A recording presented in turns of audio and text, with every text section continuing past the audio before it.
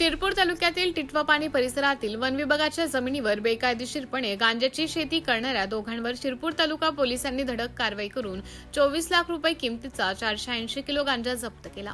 ही कारवाई 13 ऑगस्ट रोजी रात्री करण्यात आली।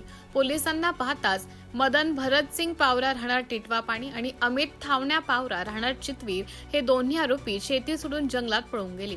पोलिसांनी घटनास्थळावरून मदन पावरा यांच्या शेतातून 300 किलो तर अमित पावरा यांच्या शेतातून 180 किलो असा 480 किलो कॅनॅबिस गांजा जप्त केला। प्रति किलो 5000 रुपये प्रमाणे मुद्देमालाची किंमत सुमारे 24 लाख रुपये आहे।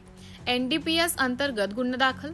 या प्रकरणी शिरपूर तालुका पोलीस ठाण्यात 233/2026 नुसार एनडीपीएस कायदा कलम 8C 20B 228 अन्वये गुन्हा दाखल करण्यात आला असून आरोपीचा शोध सुरू आहे। ही कारवाई पोलीस अधीक्षक विशाल आनंद, अप्पर पोलीस अधीक्षक अजय देवरे आणि उपविभागीय पोलीस अधिकारी सुधीर पाटील यांच्या मार्गदर्शनाखाली करण्यात आली।